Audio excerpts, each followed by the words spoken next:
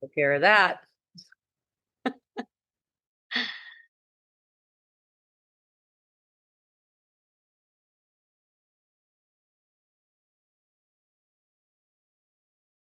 Yay. Aloha and welcome to lesson 181 from A Course in Miracles, Deep Dive with Hope Johnson, coming to you from Kehenna Beach Estates on the beautiful big island of Hawaii. Yay, yay. I'm super excited about this lesson. Let's tune in for a moment.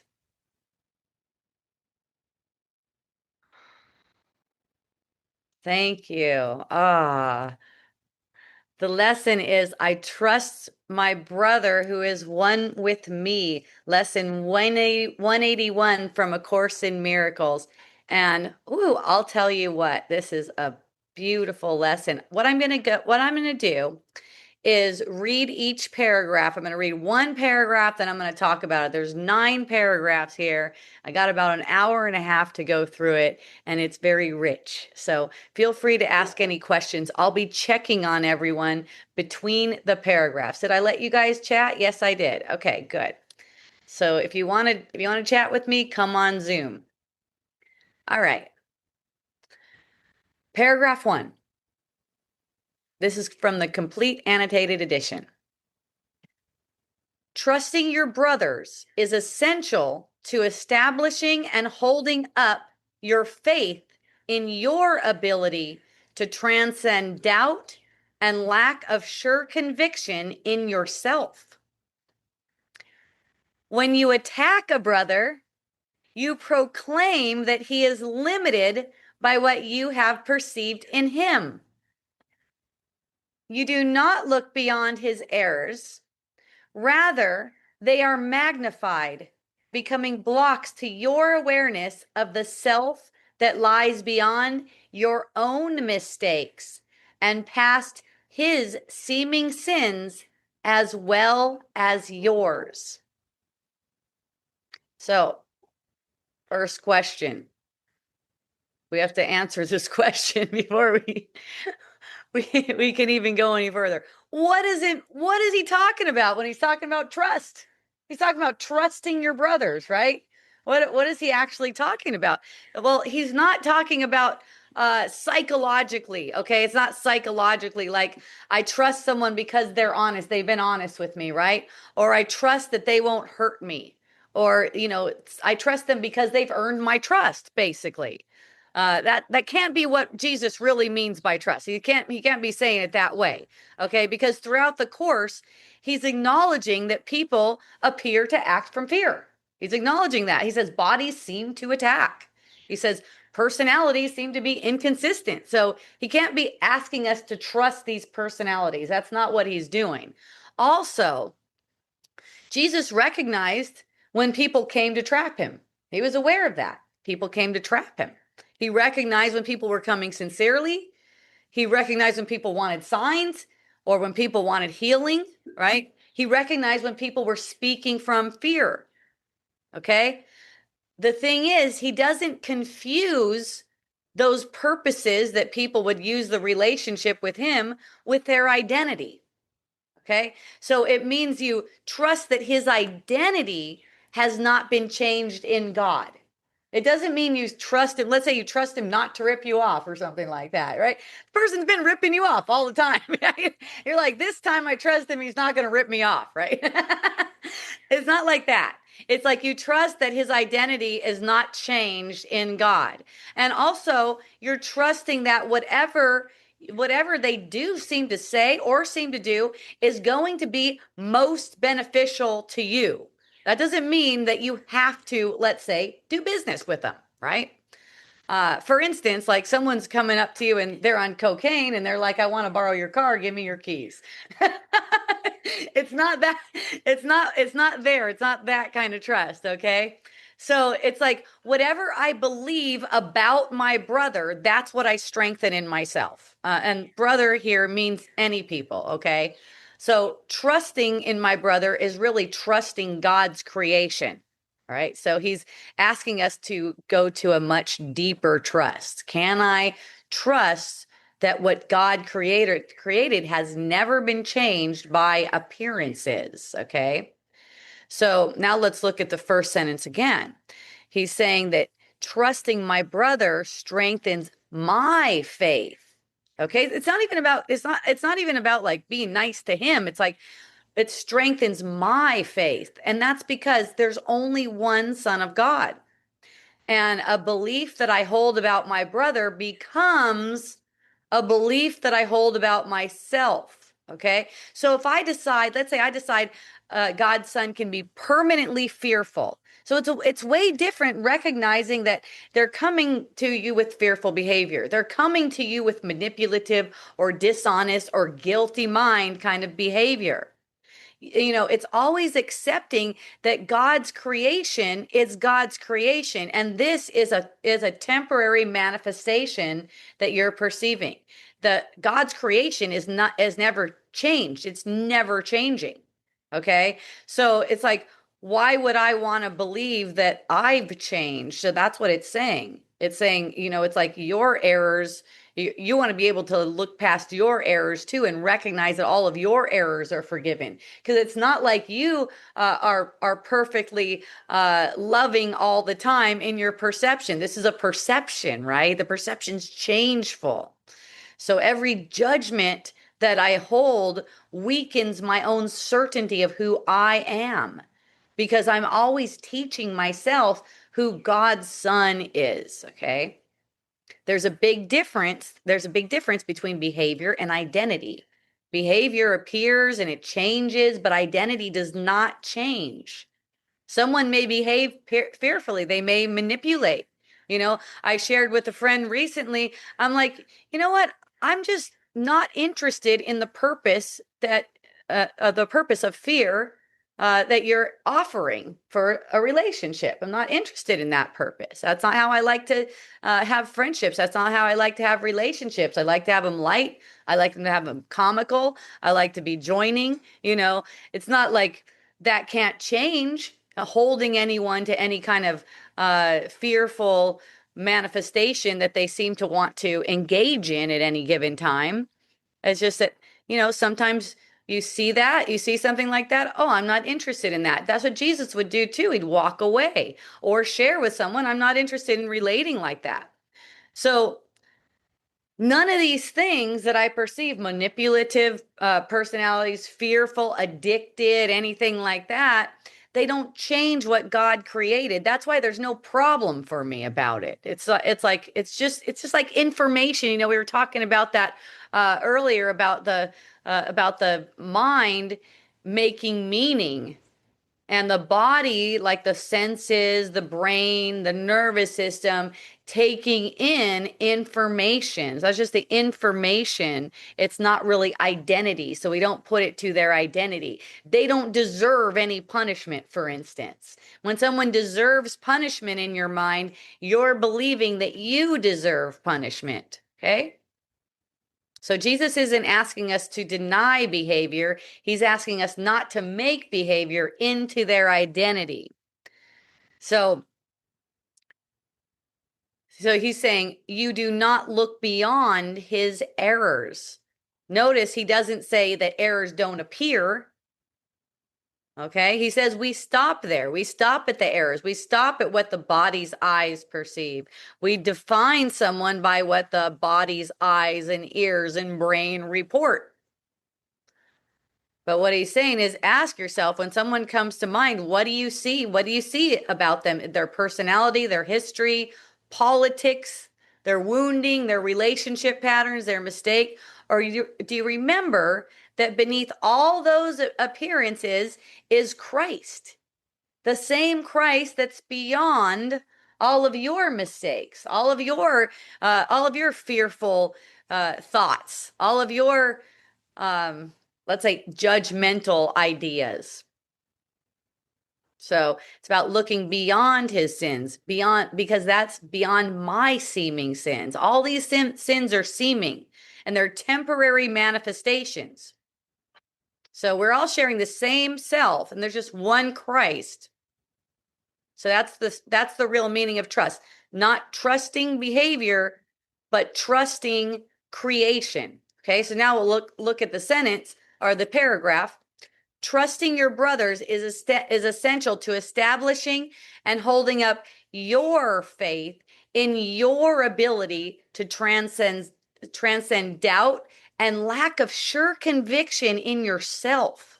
Okay? So if you don't trust, then that's the way I see it too. It's like I trust my brothers that whatever they bring up for me is going to be perfect for me. It's going to be the most beneficial for me.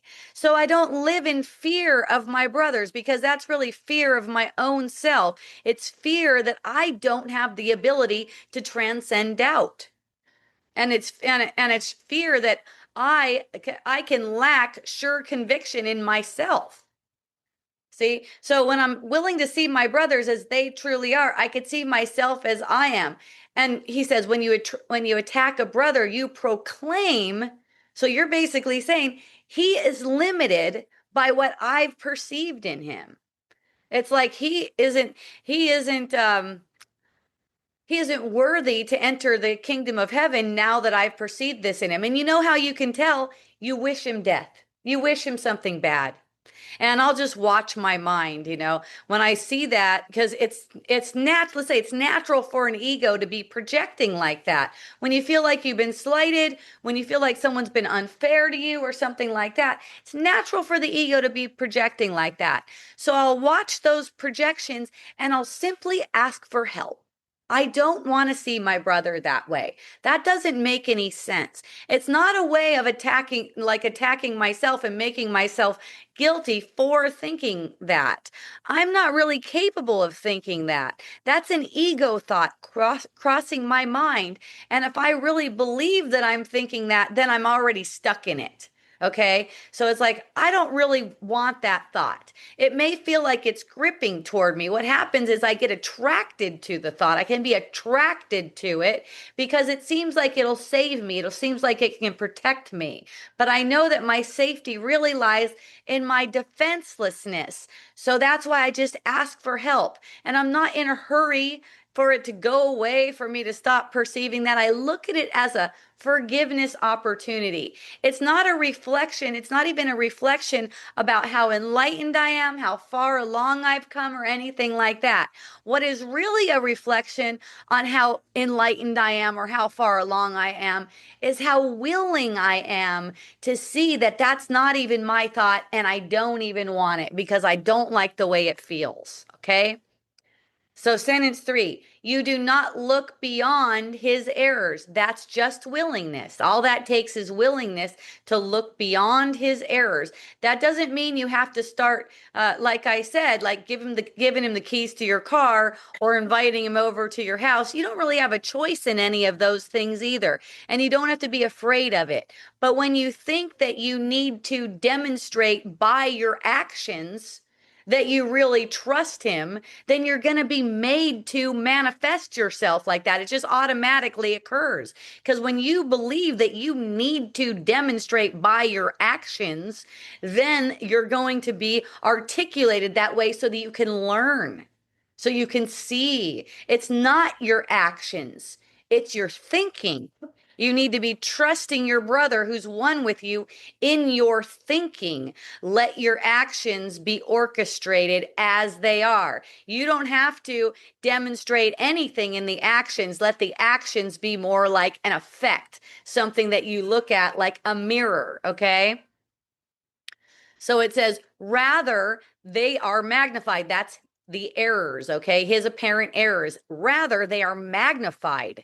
When you magnify the errors, they become blocks to your awareness of the self that lies beyond your own mistakes, okay? These are apparent mistakes again. They're temporary manifestations. And you want to see past yours. You want to see past his seeming sins as well as yours, okay? So that's paragraph 1. I'm just checking on you guys to see if you have any questions. Okay. If we have a thought about our brother non-trusting if we have a thought about our brother non-trusting, is it the same as doing something about the thought. I'm not really sure what you mean by that. So maybe you can give me another little explanation. Maybe rephrase that because I'm not really sure what you mean by that. Okay. I'm going to check Facebook out, see if there's any comments there. Don't see any yet. Okay. You guys are doing good. I'm going on to sentence or paragraph 2 in this lesson. Again, we're on 181, lesson 181. I trust my brothers who are one with me. Paragraph 2. Perception has a focus. It is this that gives consistency to what you see. Change but this focus, and what you behold will change accordingly. Your vision now will shift to give support to the intent, which has replaced the one you held before. Remove your focus on your brother's sins, and you experience the peace that comes from faith in sinlessness. This faith receives its only sure support from what you see in others past their sins. For their mistakes, if focused on, are witnesses to sins in you, and you will not transcend their sight and see the sinlessness that lies beyond. Okay, so perception has a focus. So look at that. We assume that perception is just passive. This is what I perceive. We think we're just observing reality. Jesus is saying no. Perception is always serving a purpose. It's always looking for something. Okay. So what we're looking for in people is what we find in them. That is so relieving because it's like, what are we looking for in people? Look at this. Okay. It's like we're looking for something for ourselves: approval, agreement, safety. Okay, we may be looking for rejection. We may be looking for manipulation. We may be looking for love. We may be looking for innocence. Because whatever we're looking for, that's what we're going to find. Okay, so you can look at it like this. Think about, you're going to look for a new car, and you get you get settled on a model. You get settled on a certain model car, right? And then you start seeing that model all over the place. That's happened to me before. Or you get settled on a particular color. You're like, oh, that's a nice color. And then you start seeing that color. And that's because your attention has changed. Okay. So spiritually, it's the same. If I spend my lifetime looking for someone to be guilty, looking for someone to be judgmental, let's say, I'm seeing that everywhere. So it's like if we're looking for something, we're looking for something from our point of view. So I'll become convinced, I talk to people often that think humanity really sucks. They're horrible. They're the worst people ever. You'll become convinced that everyone's doing this. But if I start looking for innocence, then I start to notice innocence. That doesn't mean I can't see the behavior that's arising. It's just that when I'm not looking at it like they're doing something to me, that's where it is. It's like if I'm not looking at it like, okay, I'm looking for someone to be doing something to me, even if I'm looking for them to be loving me, right? I'll start to see, oh, these ones are loving me, these ones are not loving me. But if I'm just looking for innocence, if I start looking for that, I'm going to find innocence. All right. I'll begin noticing something totally different. And it's not because the world has changed, but the purpose that I gave to it has changed. So he's saying your vision now will shift to support the intent you gave it.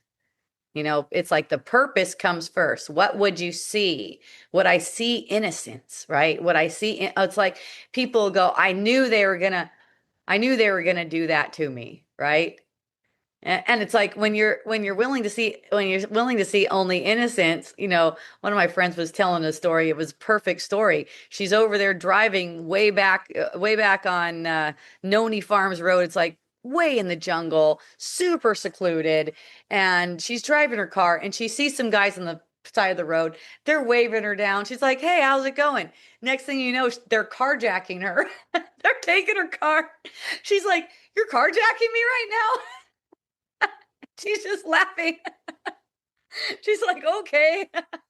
you know and she's like, and her report was like, "Yeah, I was a little shaken, but I just saw the innocence in it." You just see the innocence in it, so you don't take these things to be like, "Oh, now the world is dangerous," and stuff like that. you know you start to see things differently. You start to see, oh, how sweet.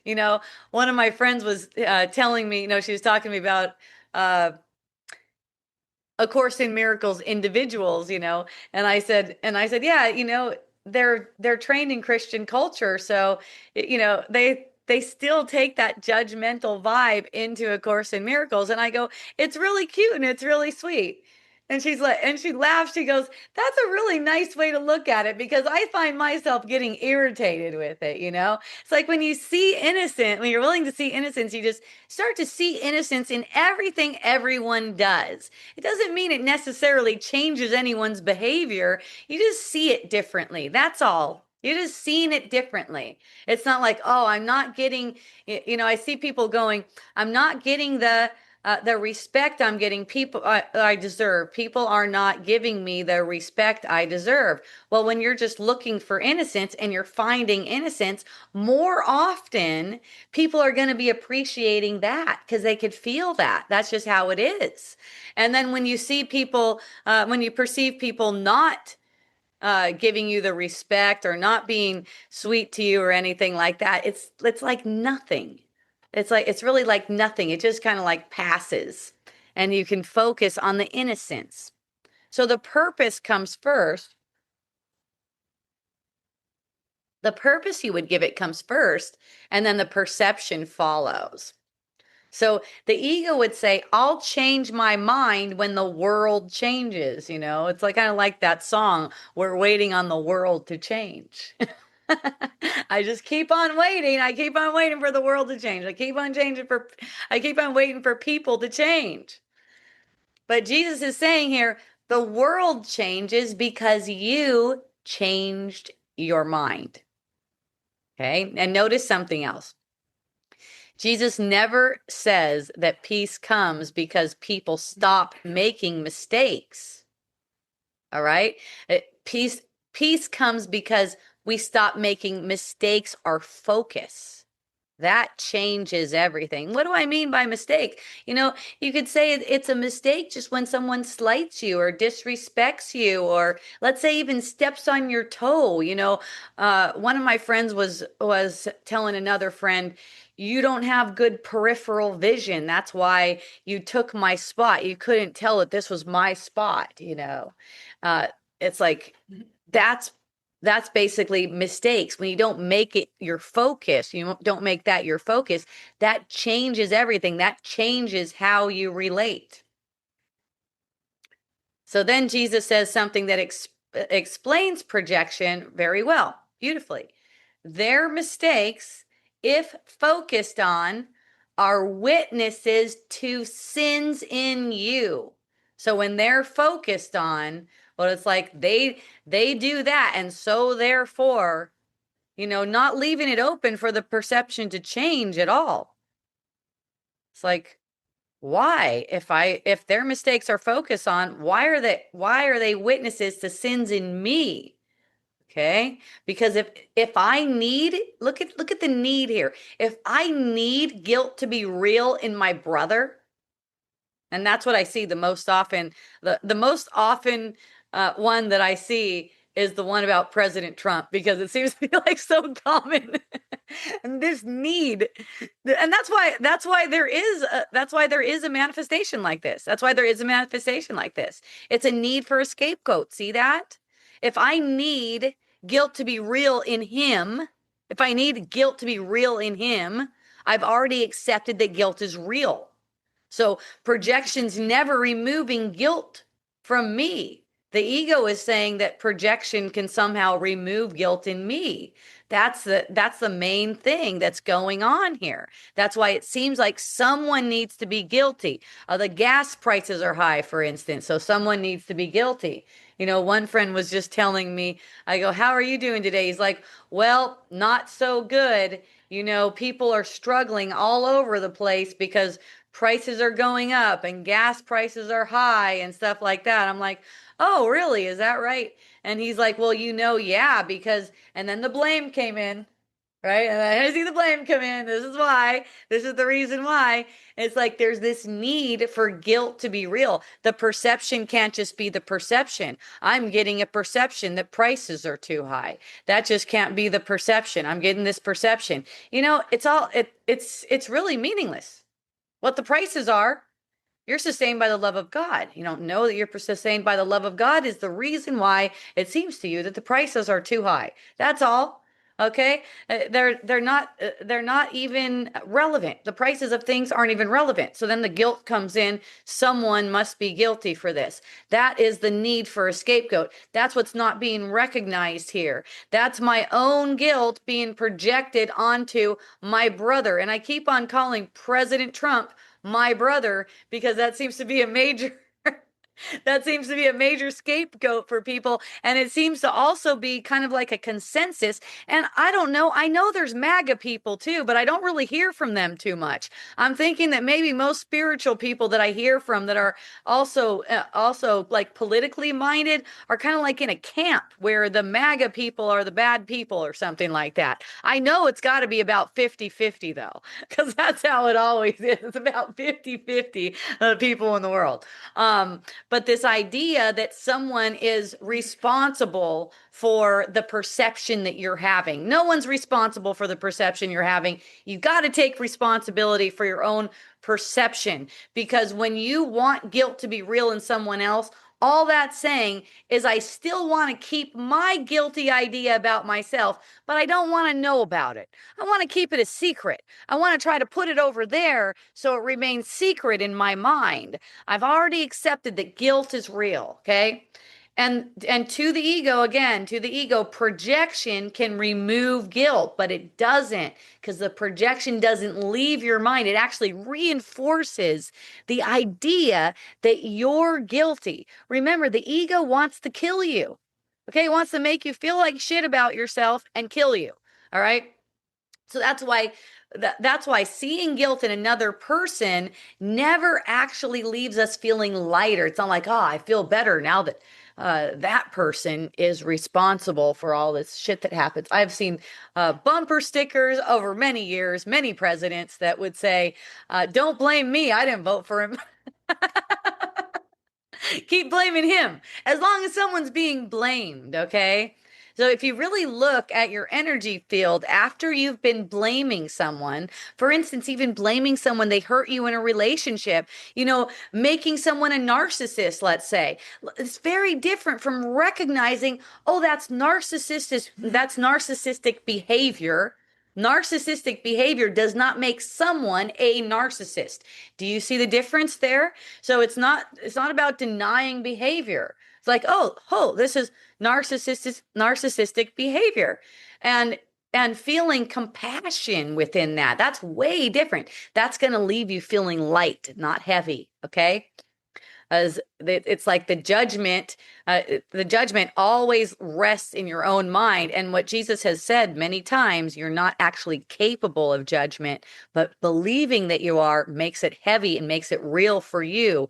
And when you seemingly judge, it's like you've been judged by God. That's the feeling. And that's why it's impossible. God only has one judgment of you, and that's that God's son is innocent. That's the judgment of God on you. Okay. When you judge your brother differently or pretend to, because you're not really capable of that, you actually believe that you've been judged, and it's a secret belief. So most people aren't aware that they're projecting a belief like this, and it's hurting their mind. So the miracle is not about changing your brother. That's not about changing anyone. We were talking about this yesterday. It's like, why don't the people, Lori was asking, why don't the people like my sister, etc., why don't they change? They still seem to be bothered by me. That's because you're waiting for them to change. They can feel that. When you're waiting for them to change, that's like an attack. They feel that. It's an attack on your own mind. All right. So the miracle is about changing what you value in seeing. So let's look at that paragraph one more time. I'll see if anyone has any comments or questions. Paragraph 2, lesson 181. Perception has a focus. It is this that gives consistency to what you see. Change but this focus, and what you behold will change accordingly. Your vision now will shift to give support to the intent, which has replaced the one you held before. Remove your focus on your brother's sins, and you experience the peace that comes from faith in sinlessness. This faith receives its only sure support from what you see in others past their sins. The only sure support. Okay, this is your support. It's in what you see in others past their seeming sins. Remember, no one can really sin. For their mistakes, if focused on, are witnesses to sins in you, and you will not transcend their sight and see the sinlessness that lies beyond. Okay. Juju Bees says, I'm willing to see. Thank you for that. I don't mind what happens in this perception at all. Nobody to judge. Hooray. Yay. That's a happy way to be. Thank you for sharing that. Okay, let's see. Oh, I answered Kalama's question. I'm so glad. You said your actions will follow your thoughts. Yes, that's correct. So, yes, what I was saying is you don't try to demonstrate through your actions that you trust someone, right? You don't try to demonstrate like that. Like, for instance, you've experienced they've ripped you off a bunch of times, but you're going to demonstrate that you're going to give them another loan, let's say, for instance. And again, you don't really have a choice in that. But when your mind goes to, I have to demonstrate in form that I trust them, that's why you get articulated that way. You do not have to demonstrate that way. You demonstrate in your mind. I trust my brothers who are one with me. I trust that whatever they give to me, however they show up, it's maximally beneficial. Okay. Also, I trust the Holy Spirit to orchestrate everything for me. I don't have to demonstrate anything in form. It'll be demonstrated for me. Okay. That's where people get tripped up. And how do I know? Because I've done it. Because I have done it. I totally know. And I've had people who know that I teach this kind of stuff and expect me to demonstrate it to them. Okay? That's a common thing too. People realize you're teaching this and they're like, "Wait a minute, but you're supposed to trust me." And it's like, "I do trust you. That doesn't mean I'm giving you my car keys today." Okay. All right. Paragraph 3. Therefore, in practicing today, we first let all such little focuses give way to our great need to let our sinlessness become apparent. This is our great need to let our sinlessness become apparent. So we're not denying behavior, we're looking past it. That's different. We instruct our minds that it is this we seek and only this for a little while. Okay? We do not care about our future goals. And what we saw an instant previous has no concern for us within this interval of time wherein we practice changing our intent. So this is the practice. So we're not holding what they did before. We're practicing changing our intent. We're not caring about our future goals. We seek for innocence and nothing else. We seek for it with no concern but now. All right. So this is very practical. Paragraph 3 is very practical. He's not telling us to become innocent. He's saying, let our sinlessness become apparent. That this is who we are. We don't become innocent. We are innocent. So we're letting this become apparent by our willingness to recognize it in our brothers. This is a huge distinction here. A Course in Miracles and Christ coming through A Course in Miracles is never about becoming something different than what we are. It's never about becoming a better person. Yes, it's going to affect behavior. Yes, it is. You're not even going to be confused about the behavior at all. You're just going to be aware that you're being orchestrated by the Spirit. When you're not aware of that, you're confused, you're tense, you're worried about your actions, right? You're trying to demonstrate something through your actions. Like you got to project now that you're innocent, or you got to project that you're kind. It's not like that. It's about uncovering in your own mind what's always been true. All right. So that to the ego, it's like, I got to become worthy.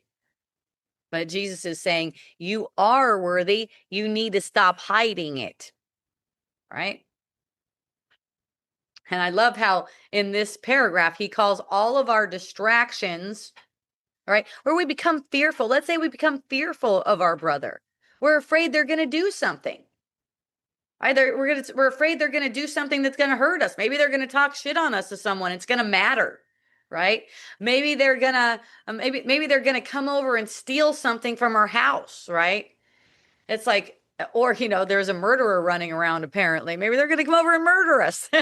These to me are these little focuses. Like I would look beyond their behavior to the innocence. That doesn't mean that I have to behave a certain way to prove that I trust them. Okay. So it's like, think about what occupies your mind. All right. Someone didn't text you back, for instance. Someone maybe misunderstood us. Maybe it's their politics. I can't love a person who's a Democrat, for instance. I've heard that. I can't love a person who's a MAGA person. I can't love a person who got COVID vaccines. Okay. What if they have too much money? I haven't really run into people that are saying they don't love people because they don't have enough money. I've heard of people like have too much money. They're not worthy of love, right? Or maybe they're saying something wrong, or maybe they're sickly. That's another thing. They bother me because they cough too much or something like that. you know, I don't like the people they hang out with. That was a high school thing. People would go, don't talk to them. If you talk to them, I'm not going to talk to you. Okay. Look at your mind trying to figure people out, trying to get people to understand you. Jesus calls these little focuses. Okay. Not that they don't seem important to you, but because none of them really concern your reality. In this practice today, we're looking at reality. The reality is innocence. Okay. And notice how Jesus is gentle here. He says, for a little while. He's not even asking us to give these up forever. He's saying to give up our little focuses for a little while. Okay, that's because in the lessons, when we're doing these lessons, we're not asked to like maintain this. Okay, our mind's wild still, right? So while we're doing these lessons, we're asked to take a moment with this lesson and sit with this lesson and stop entertaining these little focuses. We just do this throughout the day. Okay, there's something, this is something that we do every hour throughout the day.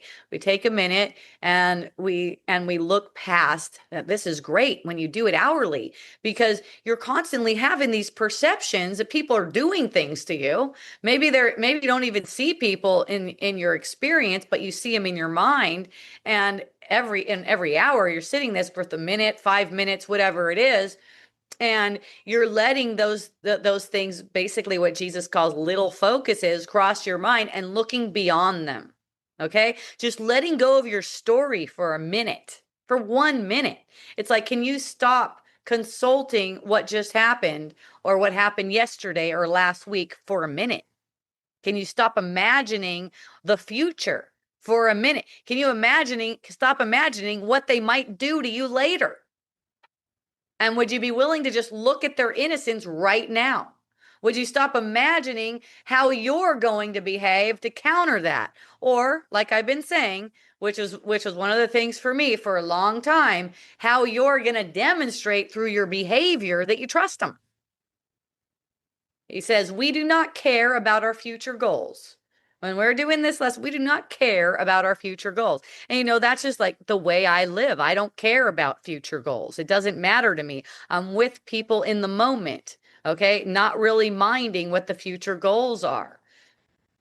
So even spiritual goals can become distractions. I want enlightenment, and this person is ruining that. I want awakening. I want to be more peaceful even. See, those are future goals too. It's like this is accepting the peace of God now through willingness to see their innocence, which is actually yours. Jesus is saying, don't do this now. Just seek innocence. It's kind of like you can do this later after the practice is over. He's saying just for a little while. What happened a moment ago has no concern for us. So imagine meeting someone without consulting your memory about them first. I love that. It's like every time I meet someone, it's fresh. It's like, oh, I love you. It's not like I know something about this person. I know something about them. They're this way or they're this way. Let all your meetings be fresh. Okay, that's the holy instant. So by lesson 181, we're getting to know what the holy instant is like.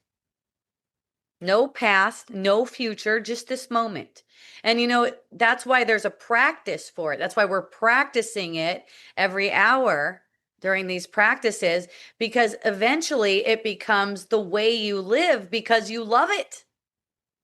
The willingness just grows because, you're like, oh, I love that. That feels so good. I really look forward to those moments every hour where I just sink in and accept the innocence that we are. And then eventually you realize, man, I could just live like that all day long. And then the summary for the whole paragraph, taken care of in one sentence here, we seek for innocence and nothing else. That's all we seek for. We seek for innocence. We don't even seek for love. We're not looking for love, right? When we're looking for love, it's like we think we can get it out there. We are the love. Like, what do you want to see? We want to see innocence because we don't believe that we're worthy of love until we see that we are. And so this is what we're asking. We're seeking for this. We're always seeking, sometimes seeking bothers people too. We're always seeking, once we take on the thought of separation, and you've taken on the thought of separation, you have because you seem to have a body. So you're always seeking something. Okay. And you could change that focus. So instead of these little focuses of what you're seeking, you can change it to I'm seeking innocence. I'm seeking to see the innocence in everyone. All right. Because it's my innocence. If you're going to be seeking anyway, what a beautiful thing to be seeking, right? Whatever I'm seeking, that's what I'm going to experience. All right, I'm checking on you guys. Thank you for joining. I love you.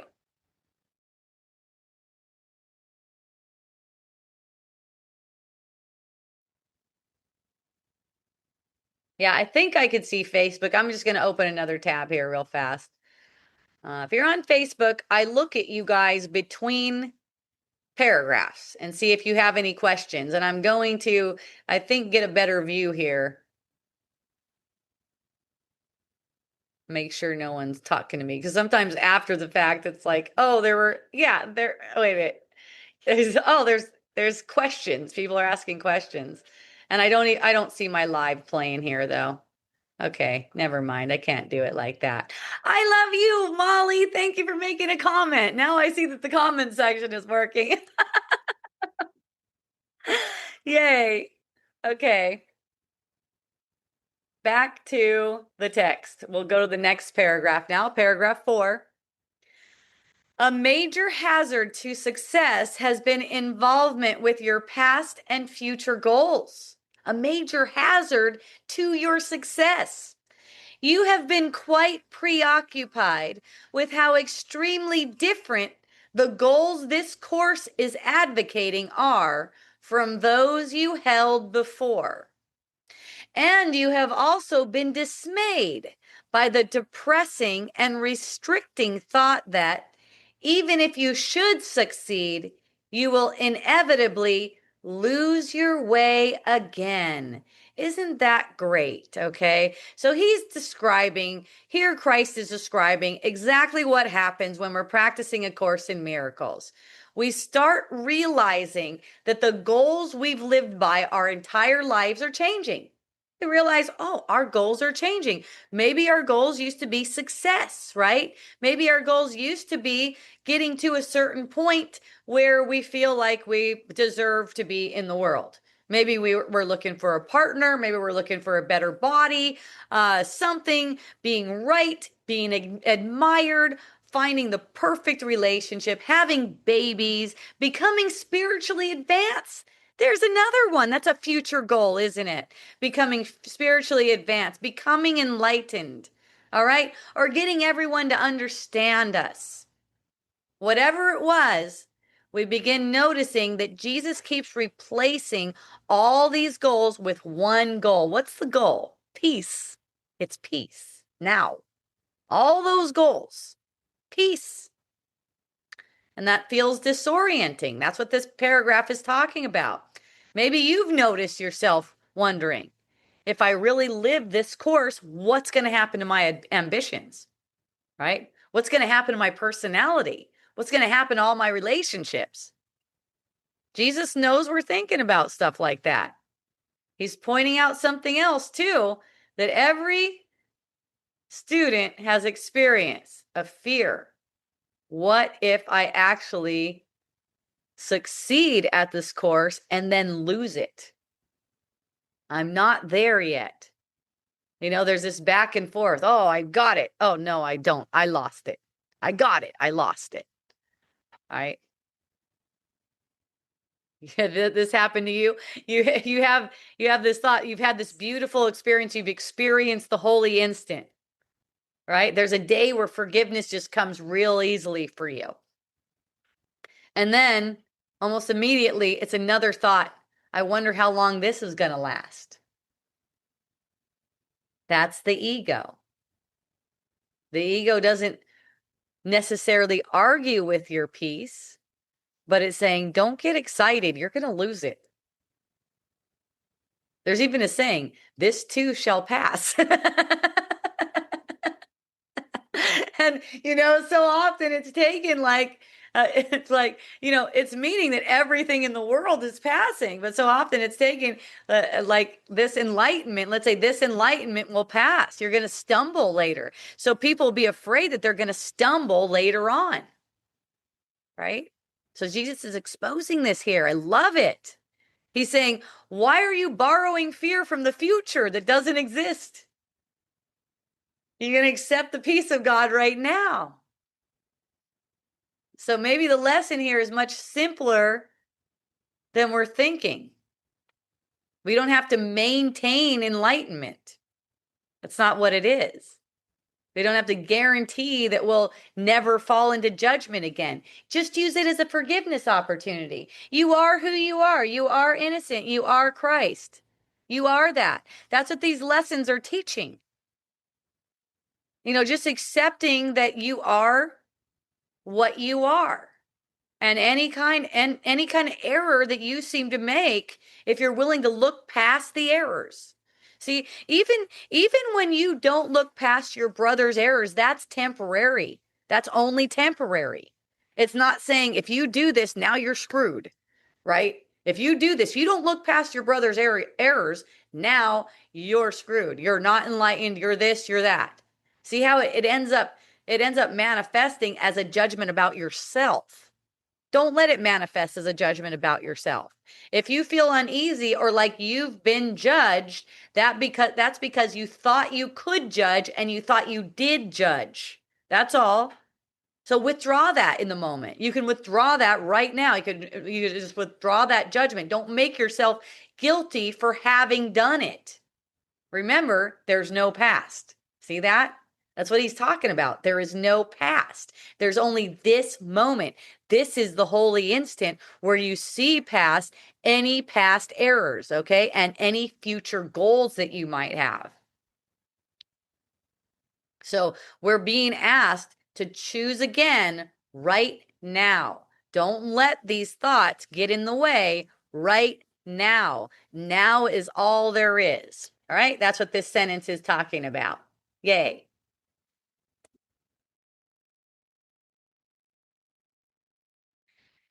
Explain again why seek innocence, not love. Well, when you're seeking for love in the world, you're seeking for people to love you, right? You're seeking for people to love you. So then when you perceive lack of love, it seems as if it's not there for you. So when you're seeking innocence, you're able to actually look past manifestations like lack of love.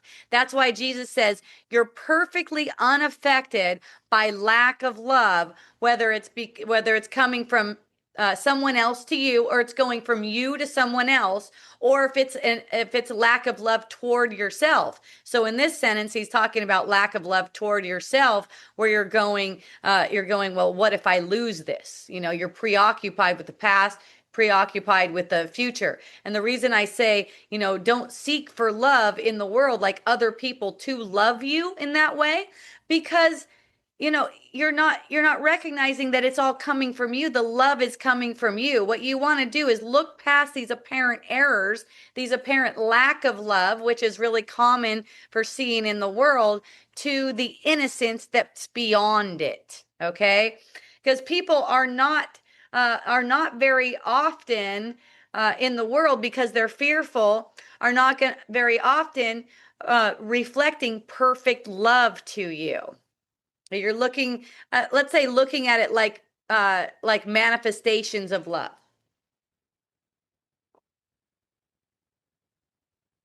Looking for love in the world, okay? So you're looking past all of these manifestations and you want to see the innocence. That's what we want to see. We want to see the innocence. Yay, you got it. Okay, happy. All right. Next paragraph, paragraph 5. How can this matter? And this here is past and future goals, okay? How can this matter? Past and future goals. For the past is gone. The future is but imagined. These concerns are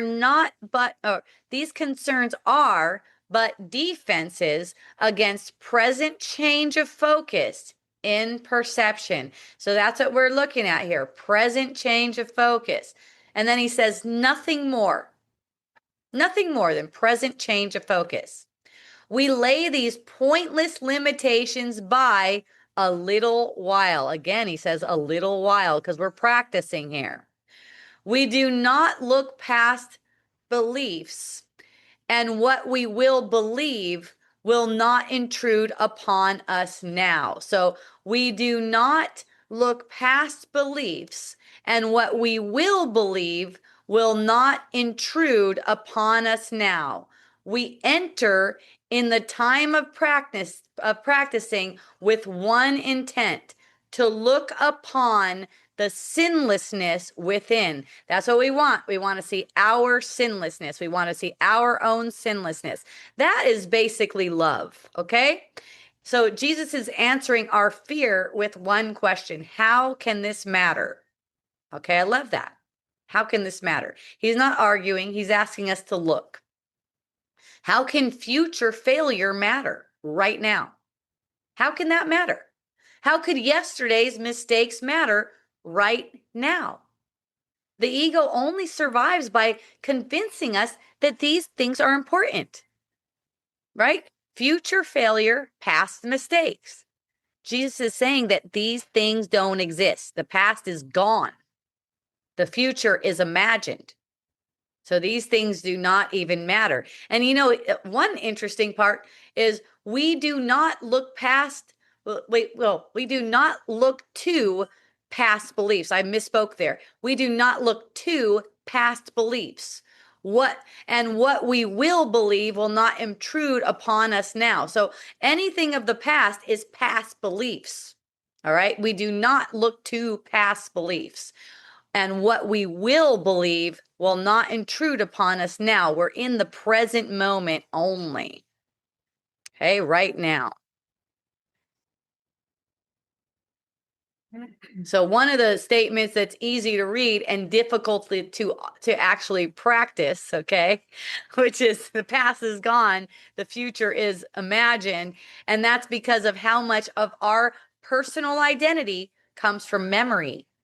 Okay, so think about how we introduce ourselves. Like, tell me something about yourself. Childhood, our marriage, our career, our trauma, our accomplishments, our spiritual journey, you know, for me, I just like to make things comical. I don't even know what I'm saying. Like, I just let the Holy Spirit just orchestrate it. Sometimes it's about sex or something, just like off the wall, just like let it be whatever it is. The ego's building this identity all the time from history. Jesus is inviting us in to discover we're not who we are is without consulting our autobiography. Who we are is not that. It's not these beliefs we have about ourselves. Okay. So then he says something really profound here. He says that these concerns are actually defenses. These concerns about the past and about the future, what we believed before, what we might believe later, these are actually defenses, and they're changing our perception right now. So the past isn't just a distraction. The past and the future, they're not just distraction. What he's saying, that they're defenses. And what are these defenses? What are these they defending against? Look at what they're defending against. They're defending against seeing differently right now. They're defending against seeing innocence right now. Like, you ever try to make a case for why someone's guilty? I mean, I'll notice my mind trying to make a case to me why someone's guilty. And I'm like, no, no, no, no. I don't need to listen to that because it doesn't make any sense. It just really doesn't make any sense. Well, they did this, they did this, they did this. That's the ego mind. Okay. And it's like, no, that doesn't really make any sense. I don't need to listen to that. That's not true. Because if I keep on replaying what they've done before, look, here's the evidence, right? Then I don't get to experience them in this moment. If I keep on replaying, they never get it. Then I don't get to experience them now. Then Jesus says, nothing more in there. So the ego tries to make our stories enormous. What does he say? Nothing more about, okay? He says these concerns are but defenses against present change of focus in perception. Concerns here are for the past and the future. The past is gone, the future is imagined. These concerns are but defenses against present change of focus in perception. Nothing more. They're not worth anything.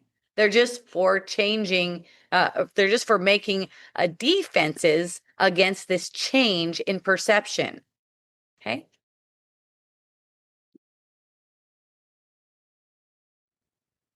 So laying down all of these defenses. I've heard of this as like laying down your weapons. And then he says, just for a little while, not forever, just long enough to remember what's never changed. That's what the practice is. Just not long enough to remember what's unchanging. So notice the goal. The goal isn't understanding. It's not healing the past. It's not fixing the future. It's not going by. It's not going into your childhood and trying to bring a bunch of things up. It's just looking right now on the sinlessness that's within. Okay.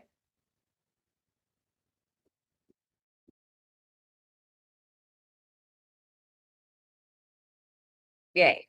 All right. Everyone's doing awesome. Paragraph 6. We recognized that we have lost this goal, and that goal is to look upon sinlessness. We recognize that we have lost this goal if anger blocks our way in any form. That's what I look at in my own mind. That's what I notice. If there's any anger, and anger in any form, that comes in a lot of different forms, doesn't it? Okay, it comes in like someone has made some kind of mistake. Their sins occur to us. We narrow our focus. It says, and if a brother's sins occur to us, our narrowed focus will restrict our sight and turn our eyes upon our own mistakes, which we will magnify and call our sins. That's what I see. That's what I notice is what's going on. And then the next thing you know, people will be apologizing, right? People, oh, sorry, I made this mistake, because they believe that they made the mistake. They actually made the mistakes. You know, for me, what I started doing many years ago, it was just like, oh, that didn't mean anything. Thank you for playing. Right? Thank you for playing. All right, no one has sinned. Nothing has happened. So, for this little while, with regard to the past and the future, should such blocks arise, we will transcend them with instructions to our mind. Here's where it gets really practical. We will transcend these blocks with instructions to our minds to change their focus as we say, it is not this that I would look upon. I trust my brothers who are one with me. That is the lesson. It is not this that I would look upon. I trust my brothers who are one with me. Now let's go over that again. If anger blocks our way, that's how you could tell. We recognize that we have lost our goal, which is to look upon sinlessness. If anger blocks our way in any form, that's even a little bit of anger. That's disappointment is one of them. I'm disappointed in that person. No, you're not. That's a block. That's actually a block. I'm disappointed that, like, for instance, I'm disappointed that they got on cocaine again after they said they would never do that again, right? That's not a truth. That's a block, okay? That's anger, okay? You're not disappointed. So our narrowed focus will restrict our sight and turn our eyes upon our own mistakes. That's what it'll do. It'll magnify and call our sins, and it'll call our sins forward. Okay. So this is where, when we see something like this arising in our mind, it is not this that I would look upon. I trust my brothers who are one with me. Okay. Whatever they're doing, however they're being orchestrated, it's 100% beneficial 100% of the time. And when you're sure of that, when you're sure about that, you could look upon whatever it is they seem to be doing. They seem to be manipulating. For instance, this is one that has come into my consciousness a lot. A person seems to be manipulating a bunch of times. Someone that I love, they seem to be manipulating. The ego's going, fuck that person, like that. And it's like, oh, there's anger, right? And so it's recognizing it is not this that I would look upon. I trust my brothers who are one with me. Okay. It's not that you can't see the behavior and recognize, okay, that's manipulation, but it's more like, that's manipulation. How cute. If it's anger, then it's a different story. Okay. Okay. So he doesn't say you'll know because you have sinned. Okay. He says you'll know because, or he doesn't say you'll know because you failed. He says you'll know because you'll know that you've lost the goal of seeing innocence because your peace has disappeared. That's the anger that's coming up. It's like, if you could look upon manifestations of error and your peace hasn't disappeared, then there's no call for forgiveness there. It's only when your peace has disappeared. Okay. So again, it's not about trying to make things that are appearing in the perception look like something else. That's a wrong use of denial. You'll know that forgiveness is being asked for because your peace has disappeared. Here he's using the word anger, but notice he says in any form. How many forms does anger take now? Well, let's look at some of the forms. Annoyance. I feel annoyed. Remember, I brought that up yesterday in a couple days. That's the main thing that seems to come whenever I have a sense that it's not peace. Annoyance. Okay. Frustration, defensiveness, impatience, waiting for someone to understand us. feeling misunderstood, even feeling superior. That's anger. Okay. For instance, if other people were as responsible as I was, this world wouldn't be like this. If other people were as loving as I was, this world wouldn't be like this. Okay. That's the thing about feeling superior. That's also a form of anger, wanting to fix someone. We had a friend ask, well, isn't it useful for us to encourage people to be more loving? It's like, basically that's a form of anger. You encourage them by being more loving yourself, by seeing their innocence. Your seeing their innocence is encouraging them to be more loving. Let's say it like that. But if you're trying to tell them that they're not loving enough, that's already anger, okay? Wanting to fix them. Okay, withdrawing, taking love away. That doesn't mean that in the manifestation you might say, no, I'm not interested. I'm not interested in interacting right now. Whatever, you're taking space, something like that. Withdrawing is still in the mind. It's in the mind. It's taking love away from them in your mind. That's a form of anger. Okay. So they're all saying, all these different forms are saying that something outside of me has taken my peace. That's what's going on.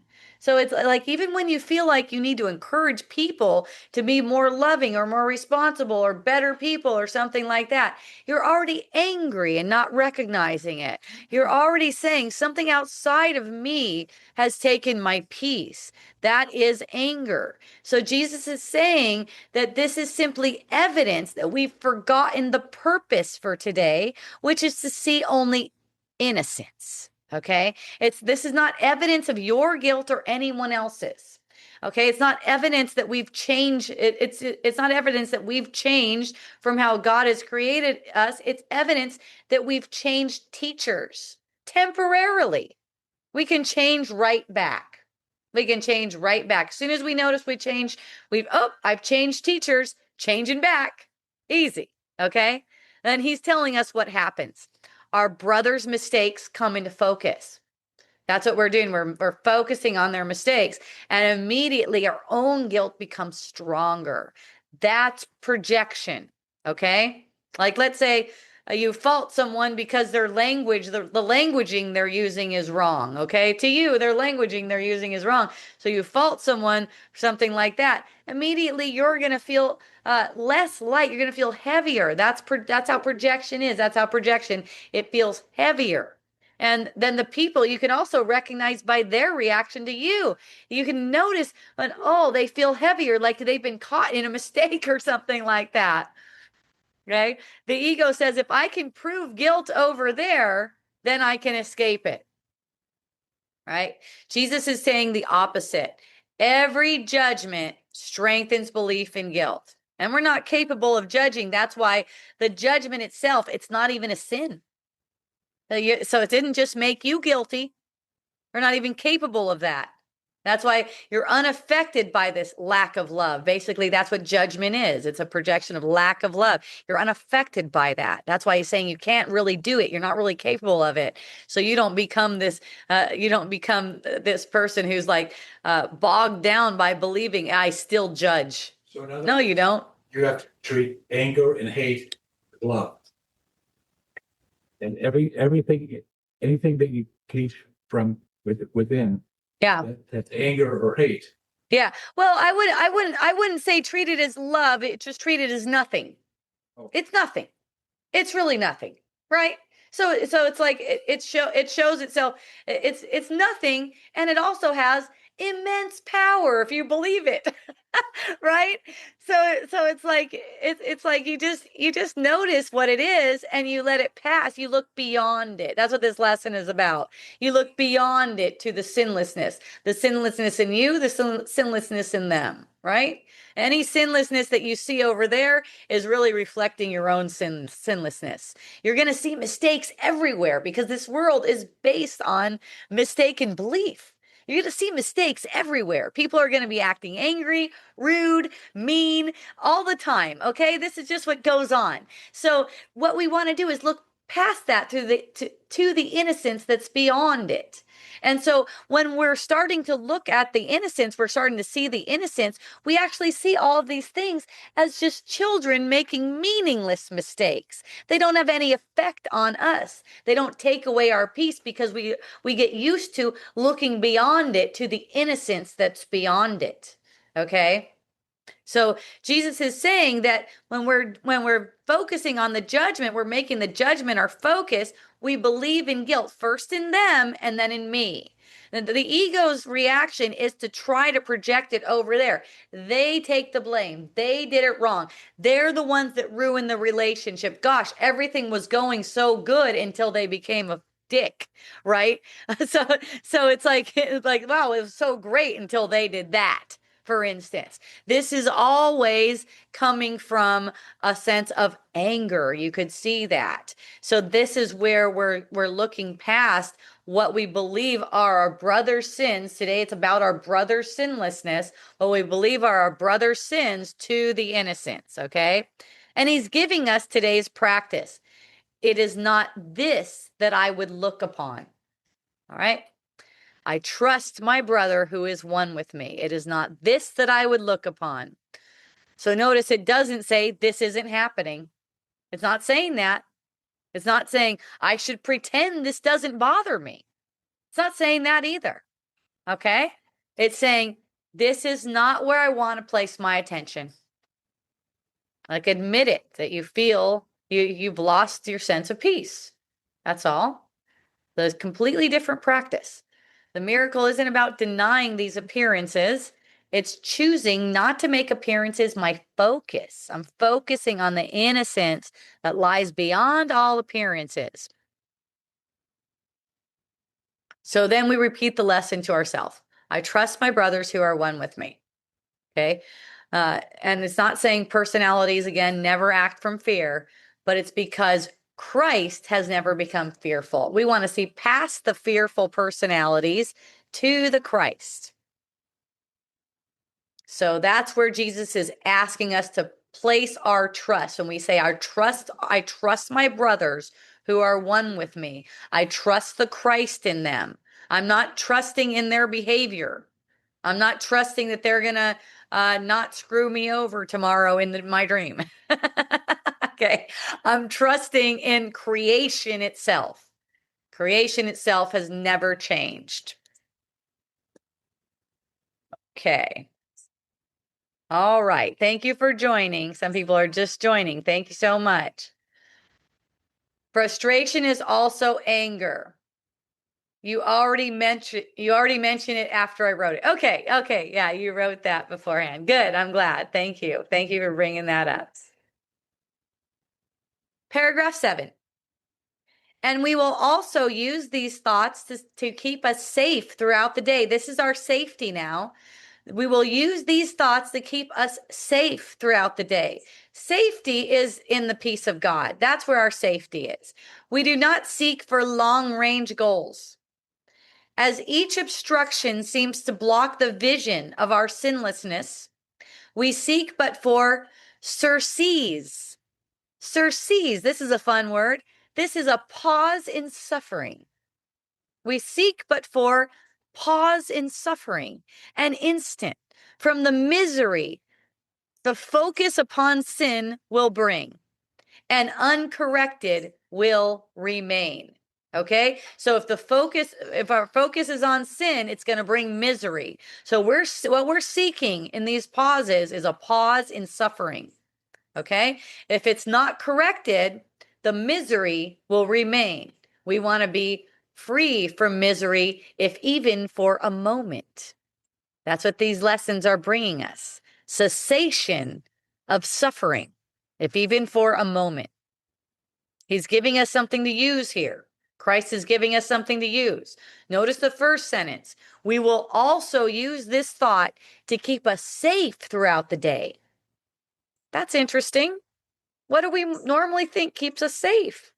And we're not using this thought. I trust my brothers who are one with me. We think being careful keeps us safe. Being discerning keeps us safe. Reading people well, right? Seeing when people are trying to manipulate keeps us safe. Protecting ourselves, keeping our guard up. Jesus is saying today's lesson keeps us safe because guilt is what makes us feel vulnerable in the first place. When I see guilt in my brother, I automatically am believing that guilt is real. And if guilt is real, then attack is possible. Now I'm in fear that my brother's going to do something that's going to mess me up. Then fear is justified. Then I need protection. I need a gun, for instance, to protect myself against people. It goes all the way to guns. It's funny. I'll shoot them. I'll shoot them on sight. That's the ego's whole thought system, right? I'll get better locks on my doors. I'll take better care to lock my car all the time. I'm not saying you shouldn't lock your car. That's not a thing. It's just the thought system like that. Look at the thought system. Don't worry about the manifestation. It's not in the manifestation. It's the thought system. So Jesus isn't saying don't recognize what's happening.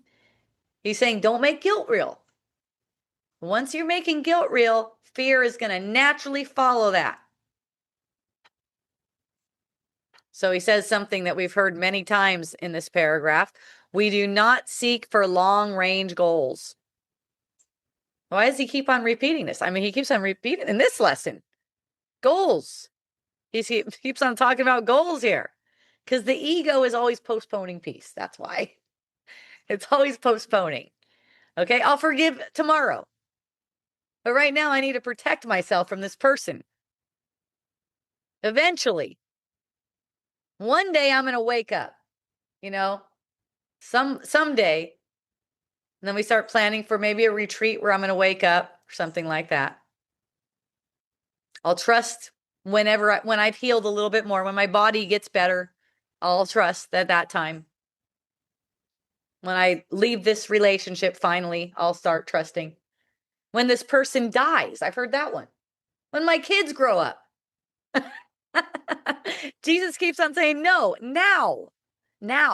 Don't worry about who you'll be 6 months from now. Choose peace right now. And that word, surcease, I don't know if I'm pronouncing it correctly. I think I am. It's spelled Surcease.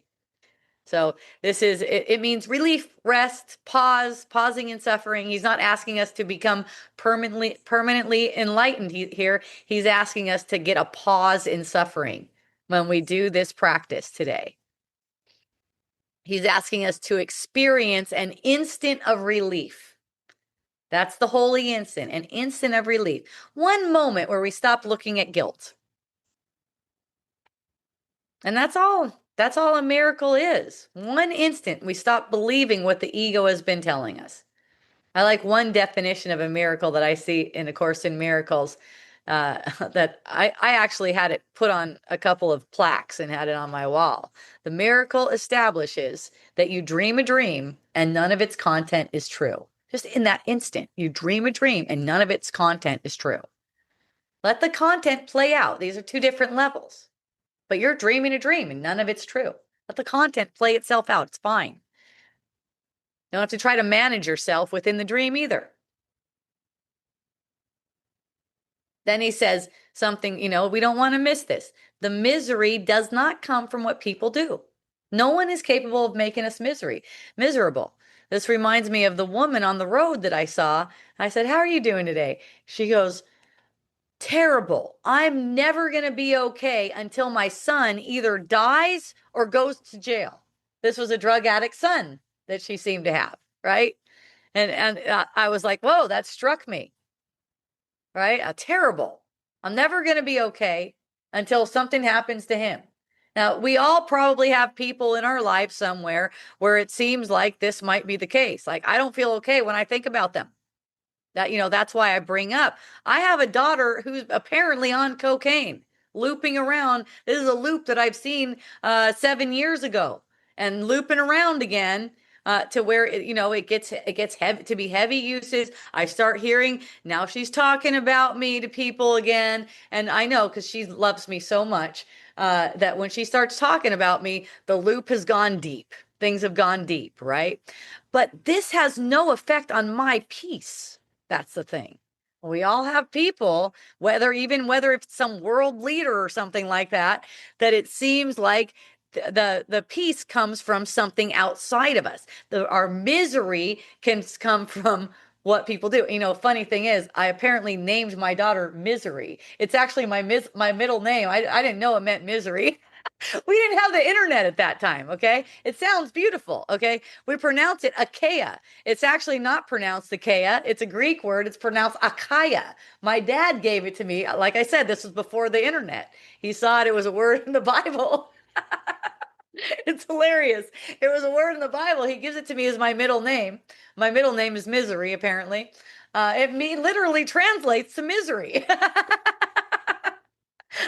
you know and it's still the way we pronounce it though is different. It actually pronounced like the Hawaiian word Akea, Akea, right? And we didn't know. We had never been to Hawaii before either, but that's the way my dad always pronounced it, right?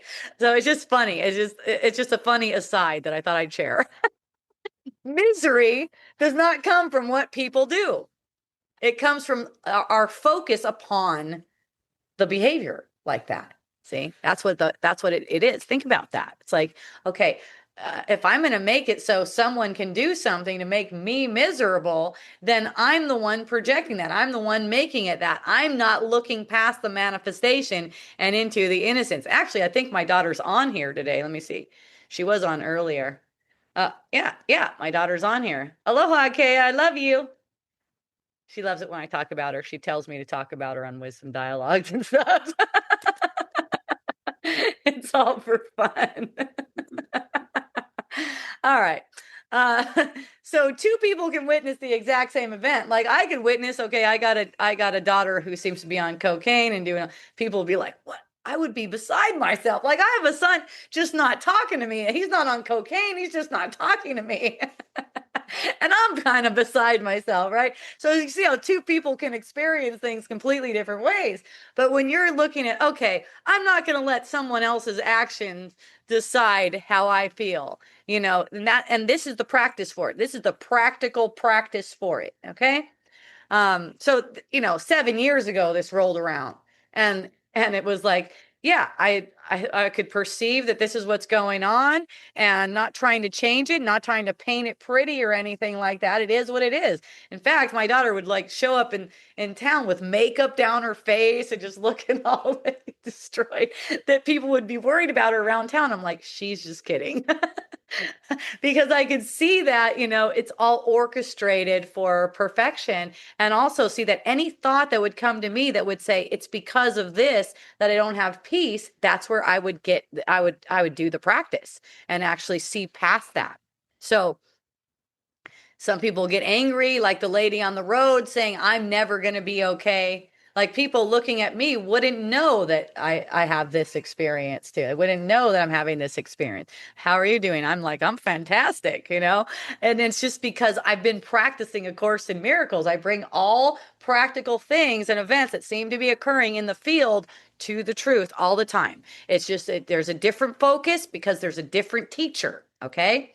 Okay, so that's what Jesus is teaching throughout this lesson. It's never the situation. It's always what we've chosen to see. If we choose to see innocence, we can see only innocent. Look at everything in a compassionate way. All right.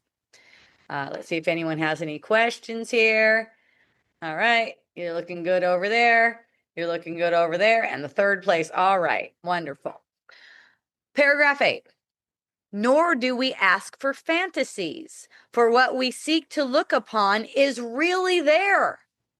That's the thing. It's really the innocence that we seek to look upon. It's actually there. And as our focus goes beyond mistakes, we will behold a holy, sinless world. When seeing this is all we want to see, when this is all we seek for in the name of true perception, are the eyes of Christ inevitably yours? and the love he feels for us becomes our own as well. This will become the only thing we see reflected in the world and in ourselves. Okay, so this paragraph is answering one of the biggest objections people have about A Course in Miracles. People say, so aren't we just pretending? We're ignoring reality? Well, the reality is not what we think we see, actually. Okay, this is not the pretending. Okay, isn't this just positive thinking? No, it's not positive thinking. If it was positive thinking, I would say, well, my daughter's not on drugs, for instance. I would say, it's not really happening. It isn't really happening, but in the perception, it actually is. So Jesus answers that immediately. Nor do we ask for fantasies. He's saying this isn't fantasy. Fantasy belongs to the ego. The ego fantasizes separation. The ego has fantasies that because, for instance, that person is doing this, I must feel like this. That's the fantasy. That's the fantasy of the ego. All right?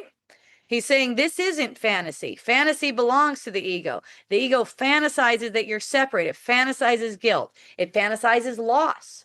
Okay. A bunch of people were rejoicing when my daughter got off drugs. It's like, oh, she came back around. She's like, wow, mom, I love you, and I just want to, I want to be close with you. And I'm not going to do that kind of stuff again. And I'm like, don't be rejoicing about things on the surface like that. It's like rejoice that someone sees their innocence. So rejoice that someone sees the truth. And, it's like, even these manifestations where it seems like, well, she must have gone back into guilt to be manifesting like beating herself up by taking a bunch of cocaine and making herself sick like that, it's like, this is also part of the orchestration that's necessary. It's needed. It wouldn't occur unless it would needed. It wouldn't occur. Okay. It's needed. You can even say, I need it. You could even say, we all need it. We all need her to be doing exactly what she seems to be doing.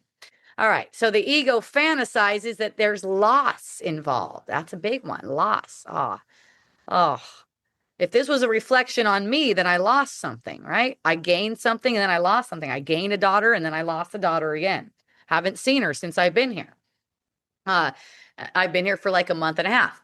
So Christ's vision is not pretending, it's seeing what's already been true. It's seeing the appearances as they are and looking past them to what's always been true.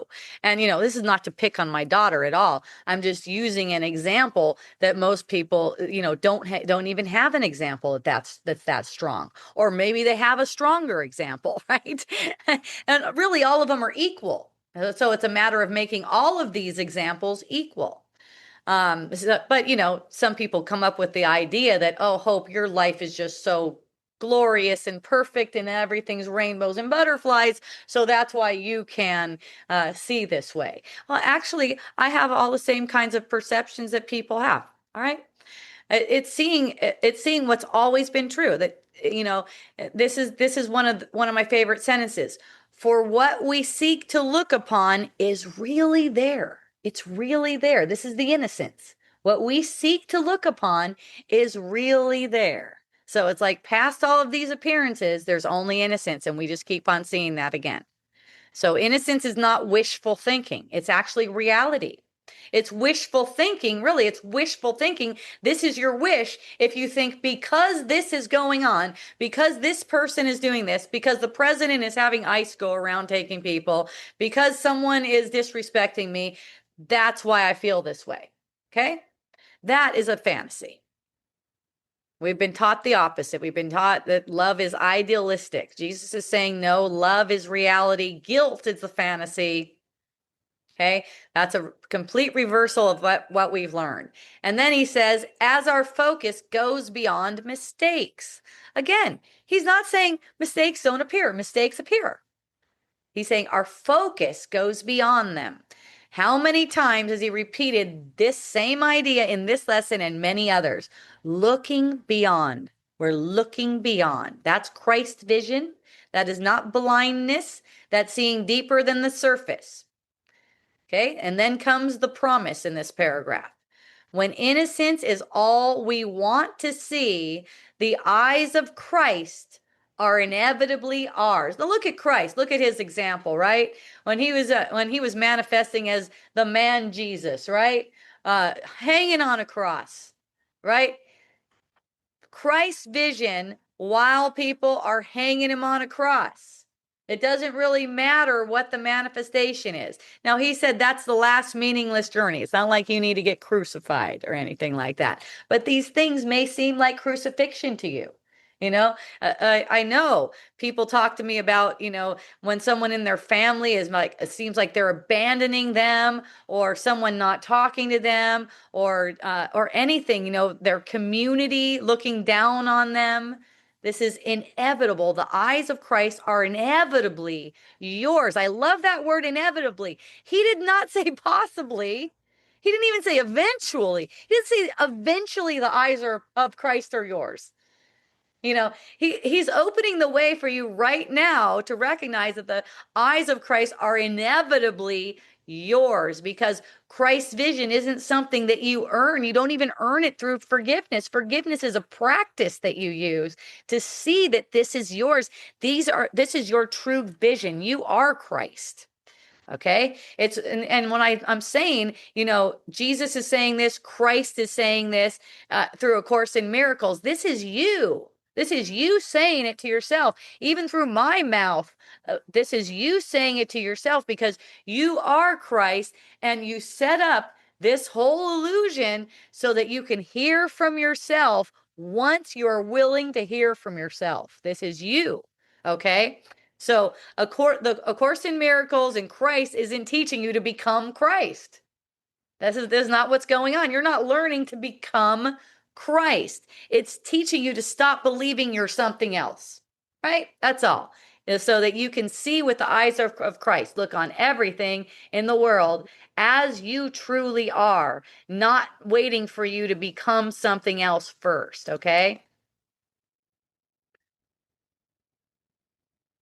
Seek and ye shall find. Seek and ye shall find. Thank you, Tony. That's it. All right, last paragraph. I know we're running just a little over. It's okay. Paragraph 9. It's nice and cool in here too. So that's good. You run a little over and not be sweaty. All right. The world which once proclaimed our sins becomes the proof that we are sinless. That's how it is to me. Everything is just proof of sinlessness. And our love for everyone we look upon attests to our remembrance of the holy self which knows no sin and never could conceive of anything without its sinlessness. So that's the holy self knows no sin and never could conceive of anything without its sinlessness. We seek for this remembrance as we turn our minds to practicing today. There's the word seek again. We're seeking anyways. We're always seeking something. Seek for this remembrance as we turn our minds to practicing today. We look neither ahead nor backwards. We look straight into the present. And we give our trust to the experience we ask for now. Our sinlessness is but the will of God. This instant is our willing one with Him. So that's the end. That's the last paragraph in this particular lesson. So notice how everything is reversed here. Earlier, the world seemed to prove guilt, okay? Now the same world, no matter what it's manifesting, proves innocence because of our willingness to look beyond. Did the world change? No, the world is still doing the same thing the world's been doing. People are acting like fucking idiots, just like they always have, right? But now, what's changed? Our teachers changed. Our purpose has changed. Our focus has changed. We can look past these manifestations. Are we trying to change the manifestation? No, we are not trying to change the manifestation. This goes straight to Lori's question from yesterday. Why haven't my sister and someone else changed? Why? I've been doing this for so long. Why haven't they changed? It's not that you're looking for. You're focusing on the manifestation. What you're being asked to do is look past the manifestation. All right? That's been the theme of the whole lesson. The world is not causing my experience, okay? It's reflecting the purpose I've chosen. You're letting the world be the world. It's being what it's being. People are being fearful. People are afraid of love. People are afraid of joining. People are afraid of sinlessness. They're projecting guilt. Okay, this is what's going on. It's a fearful world. It's made up of this thought of separation. It's a misperception. The whole world is a misperception. Okay, so people are going to be being mean and all the different things, but your experience of it becomes completely different. You become the one who's constantly offering compassion because you're willing to see innocence, okay? So it's starting to reflect the purpose that you've chosen. The world is starting to reflect the purpose that you've chosen. Now, all these manifestations, they'll change too. The world will become a perfectly loving world in time. You're just not in charge of that. All the bodies will go from seeming to be aging to seeming to be perfect vitality with no age, with no shapes that seem deformed, with no sickness or anything like that. Okay? That will also, this Christ vision will also change the world for a moment, and then it's going to disappear. There's going to be no forms at all. Okay? So it's like looking past what you think you see. That's the miracle.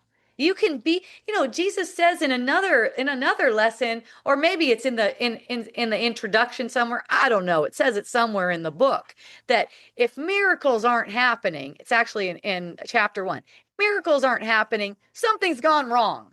Like, miracles aren't taking place all the time, something has gone wrong. Basically, you put up a defense. You made the manifestation into something that you should focus on and not look beyond it. That's all. That's the miracle. So the world is not causing my experience. It's only reflecting the purpose I've already chosen. So you're letting all manifestations reflect the purpose that is innocence, leaving the manifestations alone, not making the manifestations need to change before it reflects the purpose that you've chosen.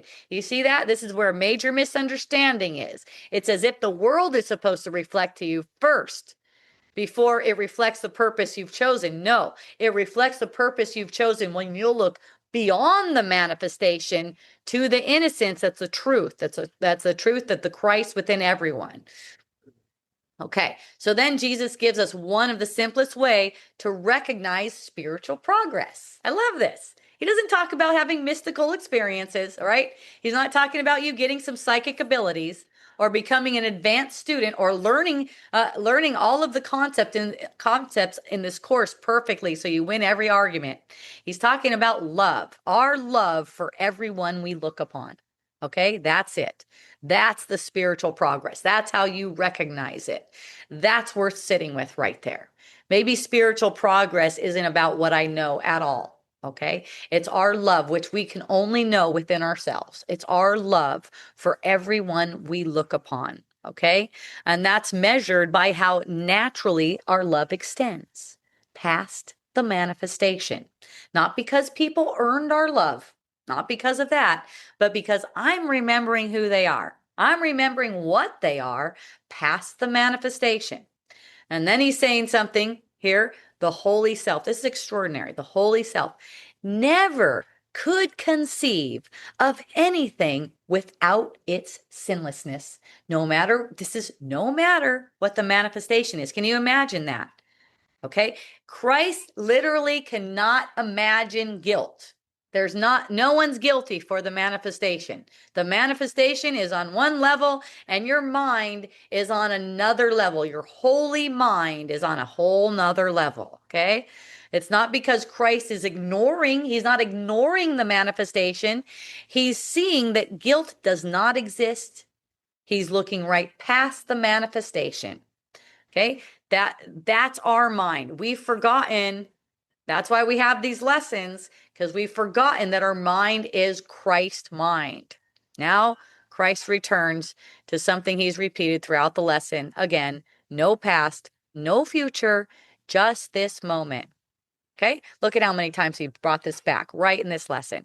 The present is where forgiveness happens. The present is where the holy instant is experienced. Okay, and then finally, he ends with a beautiful line, maybe my favorite line in this whole lesson. Our sinlessness is but the will of God. Okay, why are you sinless? It's not because you've forgiven enough or become enlightened. It's not because you completed the workbook. The workbook doesn't make you sinless. Okay. You're sinless because that's the way God created you. I'm not a body. I am free. I am still as God created me. Okay. That goes for everyone else. Because if you see them as being a body and not free, okay, then you're making it as if you're that way too. Totally free. Everything that they seem to do, 100% helpful, 100% of the time.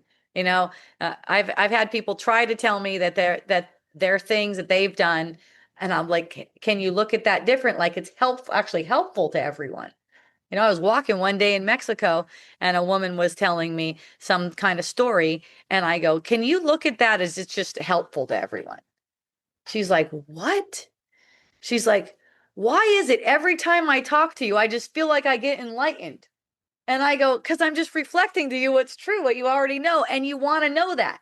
You're actually putting those words in my mouth, actually. I'm just willing to say it to you.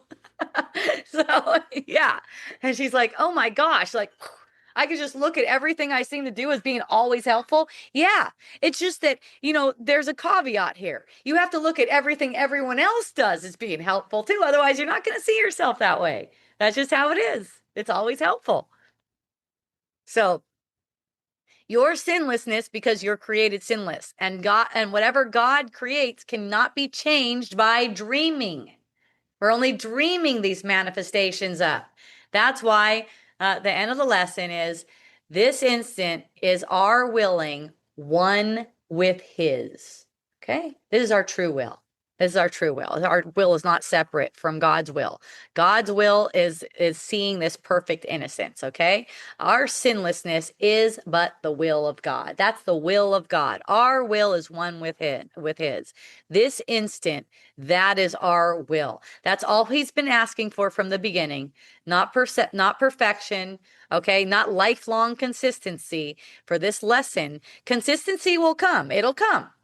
But for this lesson right now, it's just willingness now, this instant, because our willingness joins with God's will that his son is innocent. Okay. There's nothing left to remember except what's always been true. All right. And that concludes the lesson. Let me see if any of you have any questions or anything to add. I'm looking at you now. So if you want to comment soon. All right. Okay, so that's the end. Thank you so much for joining. Again, the lesson for today is I trust my brothers who are one with me. Okay, that's the lesson for the day. And I'll be back tomorrow. I'm going to do a deep dive into A Course in Miracles. Last week, we only covered 3 sentences. We'll see if we do a little bit more pithy next time. It doesn't really matter because if you just get one of them, you're stoked. Okay, if you just get an understanding of one sentence, one of these sentences, one of these lessons, you're totally stoked. You just know with certainty, and even if your mind seems to stumble or anything like that, you just know. That doesn't mean anything. You just come back. Come back to peace, come back to truth. Oops, I lost my peace for a minute. Does that mean I sinned? Does that mean I'm less enlightened? No, it doesn't even mean you're less enlightened. Just accept it. Just accept what you are. All you have to do is will to come back to the truth right now. And that's it. Okay. You're done. All right. So I'll be back tomorrow. Deep dive into A Course in Miracles, chapter 3 still. We're still covering atonement without sacrifice. Okay. So this is really fun. And what else? Oh, yeah. Go to my website, hopejohnson.org. And also, I do this off donation. So Feel free to donate. Thank you to everyone who donates. I really appreciate you. I do get expenses coming in for doing this technical stuff. And also, if you have technical kind of donations for me, I could use some technical help too. Anything else, massages, food, drinks, whatever comes to mind, whatever the Holy Spirit guides you. I'm open for all of that. HopeJohnson.org has a ton of free content. All of this gets published through hopejohnson.org. It goes there. It goes to YouTube. You can find me on YouTube. You can find me on all the podcast stations. You can find me on Facebook, on Telegram. Yeah, keep Substack. I got you guys joining live on Substack. In fact, if you want to know and get an announcement right away when I'm on, join Substack, because you get an email immediately and also a push notification as soon as I come on live. If you join on Zoom, which you can find all these links on the front page of my website, if you join on Zoom, you'll actually get a notification an hour before that I'm going live.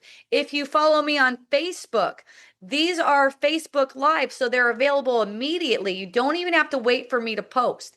Now, the cool thing about Substack is I take a transcript from all of these, I upload it to AI, and I have AI do a whole summary. And AI does a really good job doing a summary because it's taking it from my exact words. It's actually taking it, the transcript, and doing a summary for you guys.